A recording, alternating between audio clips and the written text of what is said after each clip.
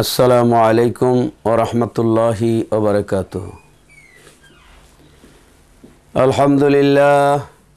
আলহামদুলিল্লাহি রাব্বিল আলামিন ওয়াল আকিবাতু লিল মুত্তাকিন।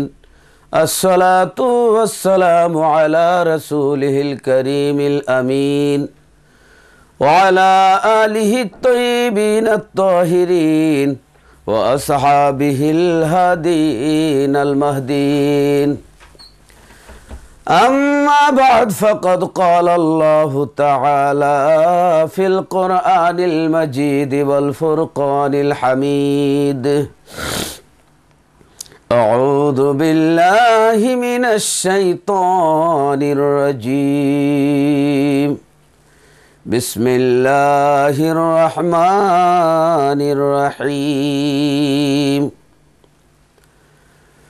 سبحان الذي أسرى بعبده ليلا من المسجد الحرام إلى المسجد الأقصى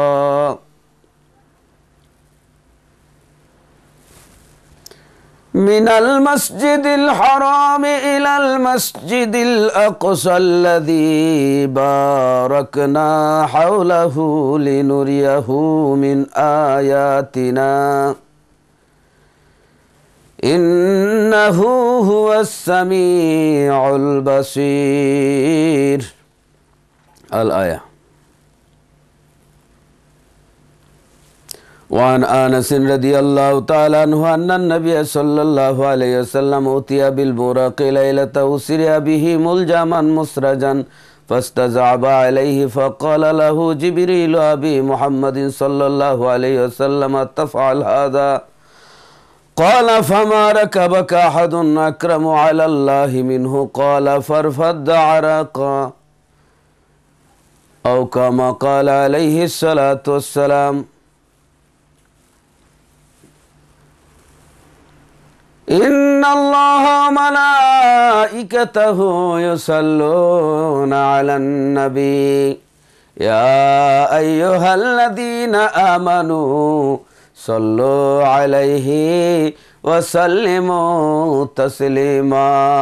اللهم صل على سيدنا مولانا محمد وعلى آل سيدنا مولانا محمد.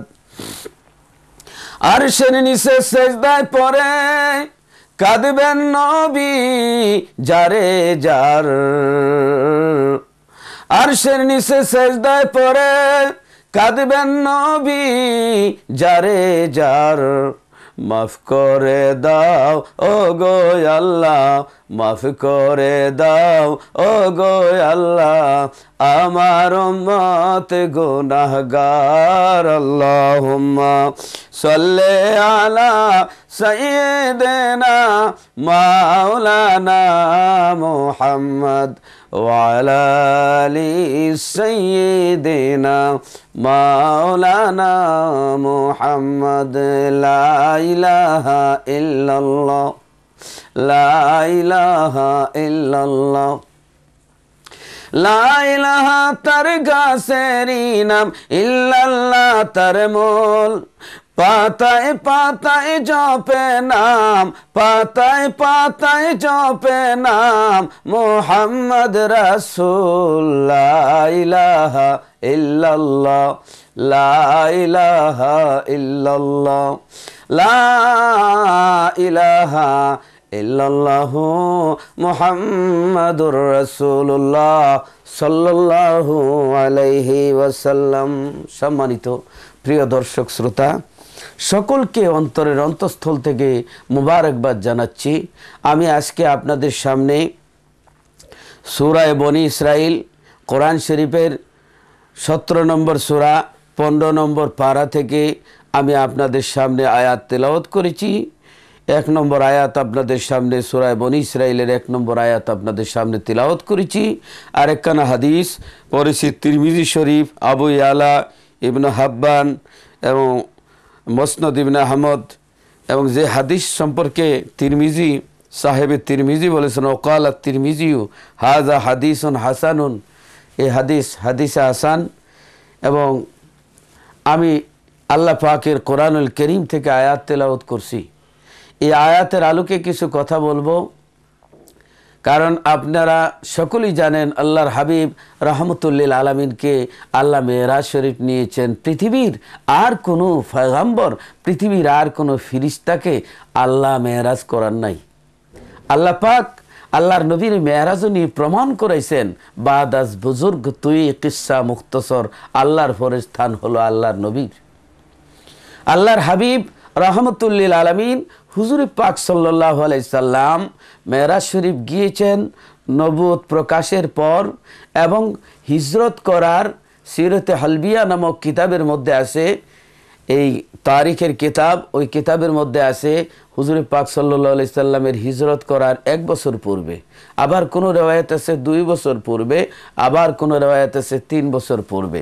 এখানে একটি মত দেওয়া হয়েছে যে আল্লাহর নবী মদিনা শরীফ যাওয়ার পূর্বে এবং তাইফ, মদিনা শরীফ যাওয়ার আগে তাইফ শহরে নবীজি ইসলামের দাওয়াত দিতে গিয়েছিলেন। তাইফ থেকে ফিরে এসে এই সময়ের মধ্যে ফেরার পরে আল্লাহ রাব্বুল আলামিন আল্লাহর বন্ধুরে ডাকলেন মেরাজ শরীফে।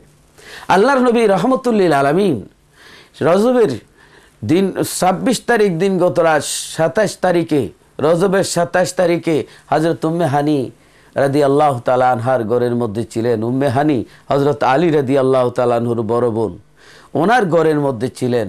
কারণ কি, উনি ওনার বিবির ঘরে এবং বিবিদের ঘরে না থেকে ওই জায়গায় কেন রইলেন? কারণ আল্লাহর নবী তাইফ শহরে গিয়েছিলেন। তাইফ থেকে ফিরে করুণ অবস্থায় হিজরতের পূর্বে কাফেররা আমার নবীকে খুঁজতেছে, এই জন্য নবীজি ওইখানে ছিলেন। আল্লাহর নবী রহমতুল্লিল আলামিন ইসলামের দাওয়াত দিতে গিয়ে তাইফ শহরে গিয়ে অত্যন্ত আল্লাহর নবী কষ্ট করেছেন, অধিক কষ্ট করেছেন। ইসলামের মধ্যে সবচেয়ে ভয়াবহ কষ্ট তাইফের জমিনে হয়েছে। আল্লাহর নবী যখন ইসলামের দাওয়াত নিয়ে তাইফের জমিনে গেলেন, সকলকে যখন ইসলামের দাওয়াত দিলেন, তারা ইসলাম গ্রহণ করলো না, পাথর নিক্ষেপ করতে শুরু করলো। পাথর মারতেছে, পাথর মারতে মারতে এমনভাবে পাথর মারল, পাথরের আঘাতে দয়াল নবী রহমতুল্লিল আলামিন নবীজির শরীর মোবারক ফেটে রক্ত মোবারকে সাদা জামা মোবারক লালে লাল হয়ে যায়, নবীজির জুতা মোবারক চোট লেগে যায়। হযরতে যায়েদ বিন হারেসা আমার নবীজির পালক সন্তান নবীজির সঙ্গে ছিলেন, নবীজিকে এত মহব্বত করেন। যখন পাথরের আঘাত আসে, যায়েদ বিন হারেসা একবার ডাইন দিকে যায়, একবার বাম দিকে যান, একবার সামনে যান, পিছনে যান। আল্লাহ নবীর উপর পাথরের আঘাত লাগার আগে বুক পেতে দেন, এরে তাইফবাসী তোরা আমারে পাথর মার, দিনের নবীরে তোরা পাথর মারিস না। আল্লাহর নবীরে এমনভাবে পাথর মারল, একবার নয়, দুইবার নয়। তাইফের জমিনে আল্লাহর নবী 3 বার বেহুশ হয়ে পড়ে যান। হুশ হওয়ার পর ডেকে ডেকে বলেন, তোরা কারা রে? আর পাথর মারিস না রে, আর সইতে পারি না, 1 ফোঁটা পানি দে। দেখে দেখে তোরা পাথর মারলি, এমনও সময় আসবে রে নবী নবী বলে কাঁদবি, তোরা আমারে পাবি না। এইভাবে কাফেররা পাথর মারল আল্লাহর নবীরে। এই পাথরের আঘাতে জর্জরিত হয়ে গেলেন। আল্লাহর নবী বদদুয়া দেন নাই, জিবরিল আমিন এসে বললে, হুজুর যে আপনার গায়ে এত পাথরের আঘাত, হুজুর আপনি আদেশ করুন, আমি জিবরাইল 2টা পাহাড়কে চাপা দিয়ে এই কাফেরদেরকে শেষ করে দেই। আমার নবী বলেন, এর জিবরাইল আমি রহমতের নবী, যেহেতু কোরআনুল কারীমে আল্লাহ বলেন ওমা আরসালনাকা ইল্লা রাহমাতাল লিল আলামিন, নবীকে আল্লাহ রহমতুল্লিল আলামিন হিসেবে প্রেরণ করেছেন। আমার নবী দোয়া করেন, আল্লাহ গো, আল্লাহ এই জাতি বুঝে নাই, আল্লাহ তারা বুঝে নাই, চিনে নাই, না বুঝে আমাকে পাথরে মেরেছে।